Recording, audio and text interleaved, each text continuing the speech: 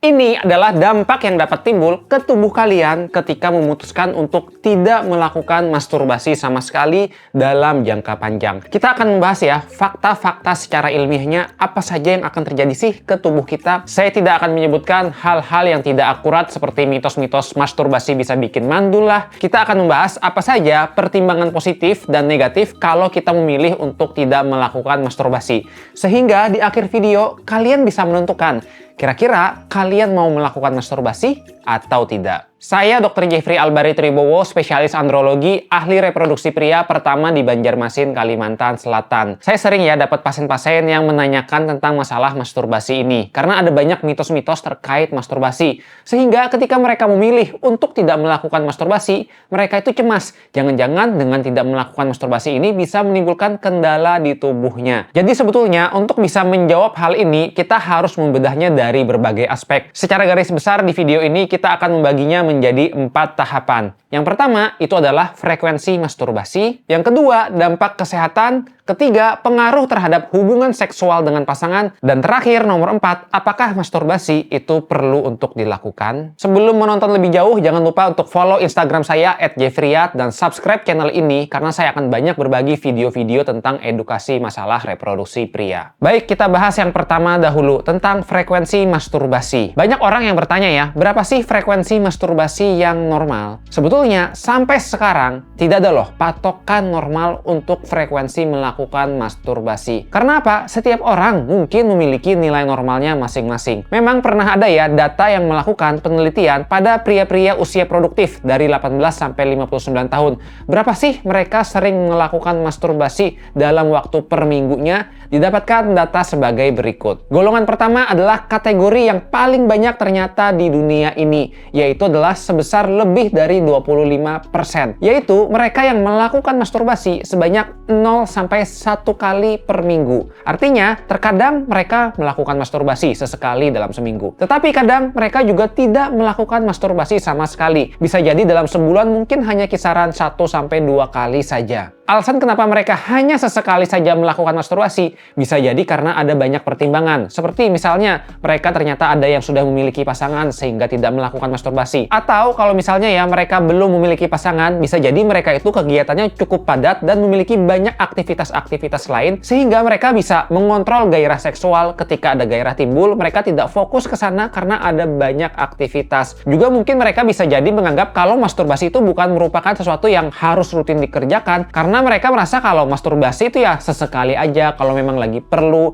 dan mereka akhirnya tidak rutin melakukan masturbasi. Golongan kedua ini yang nomor 2 paling banyak, yaitu adalah sebanyak 20%. Yaitu adalah mereka yang melakukan masturbasi sebanyak 2-3 kali per minggu. Ini adalah jatah umum yang paling sering terjadi terutama pada orang-orang yang masih jomblo alias belum menikah ya. Karena mungkin mereka itu punya banyak waktu luang, ditambah lagi mereka belum menikah, sehingga mereka menggunakan masturbasi sebagai outlet penyaluran gairah seksual yang optimal. Akibatnya mereka melakukan masturbasi sebanyak 2-3 kali per minggu. Ini persis kayak rata-rata frekuensi pria yang berpasangan melakukan hubungan seksual. Bedanya mereka belum berhubungan seksual dan belum memiliki pasangan, jadinya menyalurkannya secara sendirian. Selanjutnya ini yang paling jarang, di bawah dari 20%, yaitu adalah golongan orang-orang yang melakukan masturbasi lebih dari 4 kali per minggu. Bisa dibilang orang-orang yang masuk golongan ini dia itu insan colikiawan garis keras. Karena mereka itu melakukan masturbasi bisa setiap hari atau selang 2 hari sekali. Jadi frekuensi masturbasinya cukup sering ya. Terkait kenapa sih mereka bisa melakukan ini? Bisa jadi karena mereka itu memiliki gairah seksual yang tinggi, kemudian dia juga memiliki waktu luang yang sangat banyak sekali. Ditambah, bukan tidak menutup kemungkinan, mereka itu mungkin sudah memiliki kecanduan terhadap pornografi dan masturbasi yang parah, sehingga mereka melakukan masturbasinya jauh lebih sering lagi. Jumlah yang masuk ke kategori ini tidak banyak. Itulah mengapa pada orang-orang yang masuk ke kategori ini, kita harus cari tahu apakah mereka itu merasa nyaman atau tidak. Kalau ini sudah kecanduan parah, sebaiknya pertimbangkan untuk kurangi. Sekarang pertanyaannya adalah, kira-kira frekuensi mana sih yang paling ideal dan normal untuk tubuh kita? Seperti yang saya jelaskan di awal ya, kalau frekuensi itu sangat subjektif sekali ke setiap orang. Pada prinsipnya, kita harus mengenali tubuh kita. Ketika kita ngerasa kalau masturbasi ini sudah terlalu berlebihan, biasanya akan timbul gejala di tubuh. Seperti kita jadi sulit fokus, mudah capek, produktivitas menurun, kemudian bawaannya ingin nonton film porno terus setiap hari. Maka ini menunjukkan kalau kita itu jangan-jangan udah keseringan frekuensi masturbasinya. Sangat penting untuk menurunkan. Ketika orang sudah menemui frekuensi masturbasi yang normal, biasanya dia masih bisa melakukan aktivitas seperti biasa pada umumnya. Jadi tidak sampai mengimper atau mengganggu fungsi keseharian. Untuk frekuensi normal bisa jadi berbeda-beda ya. Misalnya bagi si A, dia ngerasa normal kalau melakukan masturbasi itu cukup 1 kali seminggu. Sementara bagi si B, dia ngerasa nyaman dan normal kalau itu melakukannya sebanyak 3 kali seminggu. Kalau kurang dari 3 kali seminggu, si B ini ngerasa kalau gairahnya ini tidak terbendung sehingga dia malah jadi sulit fokus. Maka ya sah-sah aja kalau dia mau melakukannya 3 kali seminggu. Baik, sekarang kita lanjut ke poin pembahasan yang kedua, yaitu adalah dampak kesehatan dari tidak melakukan masturbasi sama sekali. Banyak beredar ya di info-info masyarakat. Mereka itu ngebaca. Dok, saya itu pernah baca penelitian yang menyebutkan katanya kalau kita sering masturbasi itu bisa menurunkan risiko kanker prostat. Artinya kalau saya nggak melakukan masturbasi bisa bikin kanker prostat dong. Baik, untuk menjawab ini sebetulnya kita harus mengkaji lebih lanjut dulu ya. Memang betul ada penelitian yang menyebutkan pada orang-orang yang melakukan masturbasi sebanyak 21 kali per bulan ditemukan kalau risiko terjadinya kanker prostat ini lebih menurun. Hal ini diperkirakan karena saat melakukan masturbasi dan terjadi ejakulasi,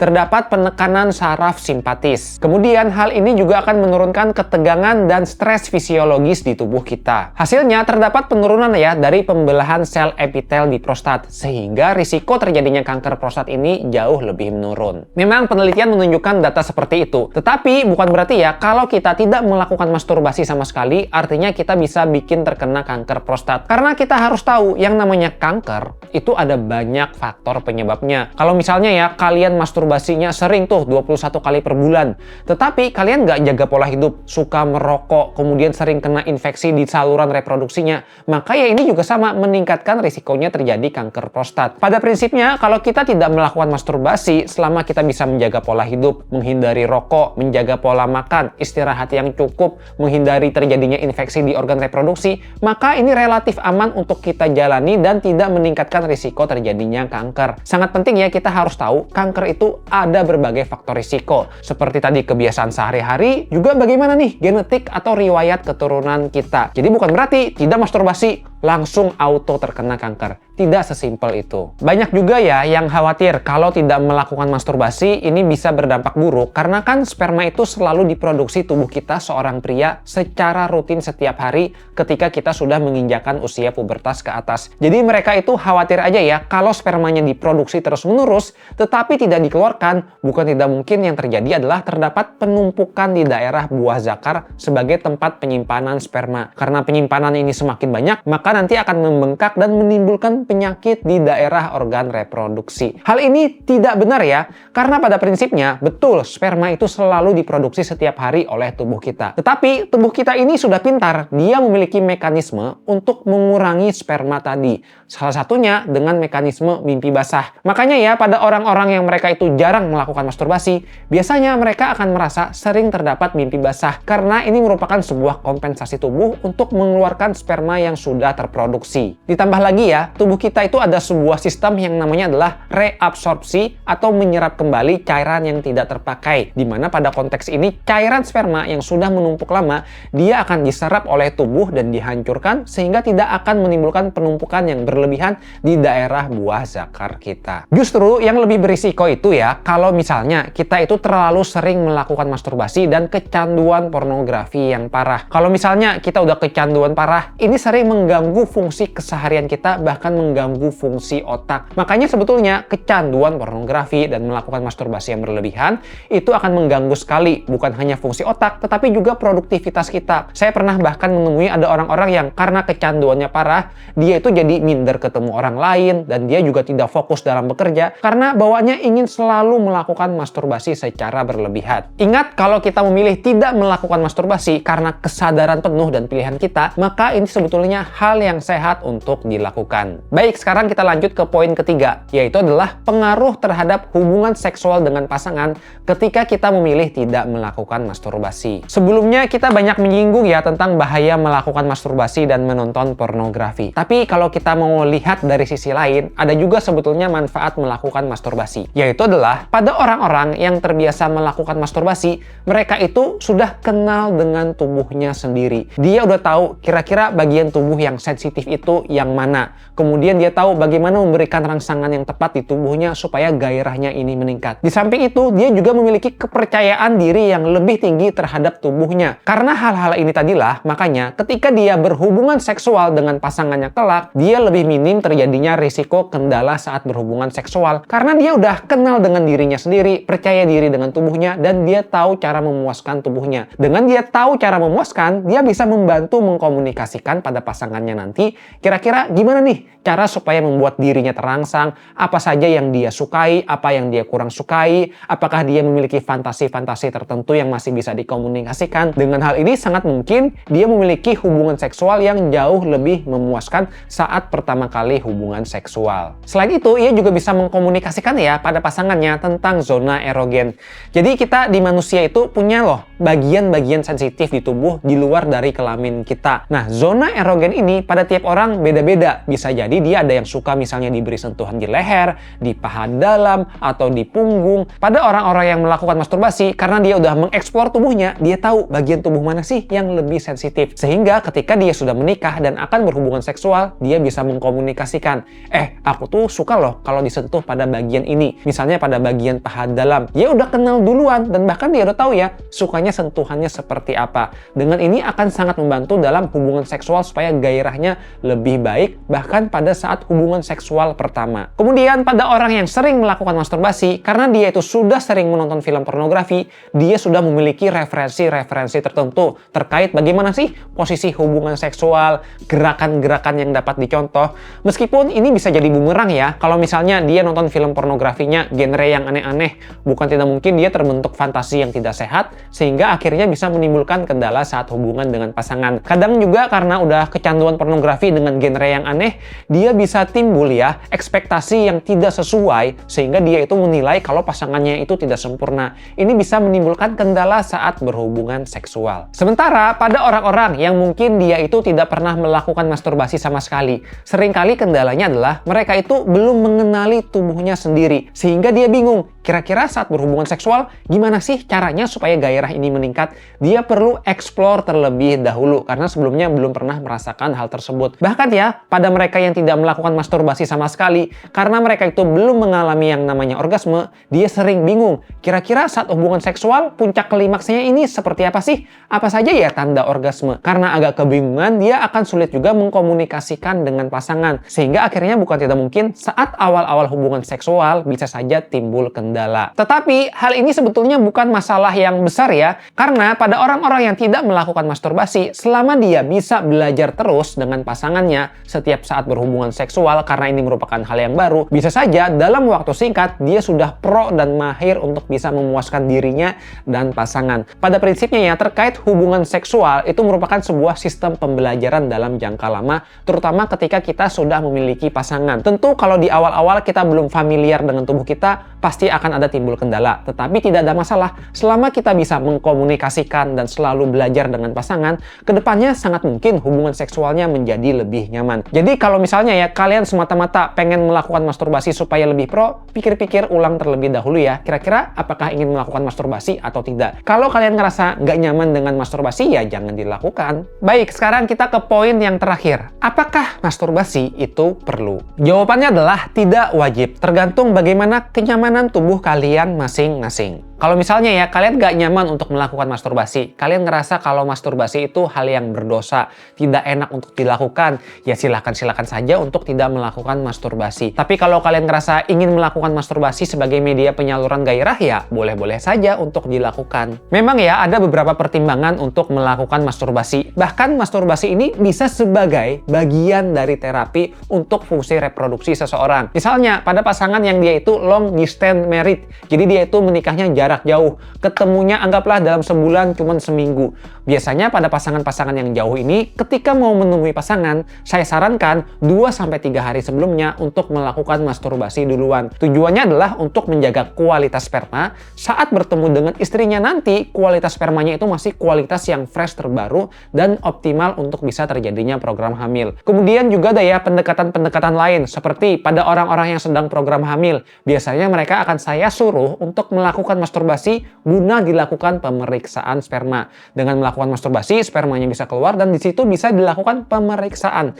Selanjutnya juga ada ya beberapa pendekatan teknik-teknik masturbasi khusus sebagai bagian dari terapi. Biasanya pada orang-orang yang mengidap misalnya ada gangguan ejakulasi dini, ada teknik masturbasi khusus yang dapat membantu menyembuhkan kondisi ini. Atau pada kondisi disfungsi ereksi atau impotensi, bisa juga saya suruh pasien untuk melakukan masturbasi untuk membedakan kira-kira apa sih penyebab dari disfungsi ereksinya ini. Jadi kita jangan menganggap kalau masturbasi ini pasti akan selalu buruk, karena ya tadi ada aspek-aspek lain dan bisa menjadi pertimbangan untuk melakukan masturbasi sebagai bagian dari pendekatan medis. Di samping itu, kalau misalnya ya kalian ini belum menikah dan kalian udah usia produktif 18 tahun ke atas, tentu normal ya kita para pria ini memiliki gairah seksual. Hal ini dikarenakan hormon testosteron kita yang sedang tinggi. Hormon testosteron ini akan membuat kita jadi mudah engas. Bawaannya gairah ini selalu tinggi terus. Kalau kalian sulit untuk mengontrol gairah seksual kalian, maka saya sangat menyarankan ya kalian untuk melakukan masturbasi dengan dosis yang normal ke tubuh kalian. Karena dibandingkan kalian menyalurkan gairah seksualnya dengan hal-hal yang tidak tepat, seperti open BO atau hubungan seksual bebas dengan orang lain, ini bisa menimbulkan risiko infeksi pada tubuh kalian seperti HIV, hepatitis, gonore atau kencing nanah, dan raja singa alias sifilis. Belum lagi ya bisa risiko terjadinya kehamilan tidak diinginkan atau mungkin merugikan orang lain yang dipaksa untuk melakukan hubungan seksual. Makanya saya sangat menyarankan kalau orang gairahnya tinggi dan belum menikah untuk melakukan masturbasi saja dibandingkan hubungan seksual dengan orang lain. Tapi kalau misalnya ya kalian awalnya seorang insan colikiawan garis keras, terbiasa melakukan masturbasi secara berlebihan, lalu kalian ngerasa kalau tubuh ini nggak sehat, kalian pengen berubah dari yang awalnya seseorang yang melakukan masturbasi secara rutin dan ingin berhenti total melakukan masturbasi, maka ini sah-sah saja untuk dilakukan. Karena seperti yang saya sudah jelaskan ya, kalau yang namanya masturbasi itu adalah pilihan tiap orang dan bagaimana kita nyamannya. Kalau kalian nyaman dan memilih untuk tidak melakukan masturbasi, ini aman untuk dijalani dan tidak akan menimbulkan dampak serius untuk kesehatan tubuh kita. Seringkali masalahnya pada orang-orang yang ingin transisi, terjadi perubahan dari awalnya terbiasa melakukan masturbasi dan ingin mengurangi sampai berhenti total, biasanya mereka akan kesulitan untuk bisa berhenti. Karena apa? Habit lamanya udah terbentuk. Saran saya, ada berbagai cara ya yang bisa kalian pertimbangkan untuk mengurangi melakukan masturbasi. Salah satunya dengan melakukan pengalihan pikiran. Jadi misalnya ketika kalian timbul gairah seksual tinggi, pertimbangkan untuk melakukan aktivitas. Saya sarankan untuk melakukan aktivitas fisik yang berat, seperti berolahraga, lari, push up. Karena ya, biasanya gairah dan ereksi itu timbul kalau kita kondisinya rileks, tenang, dan chill.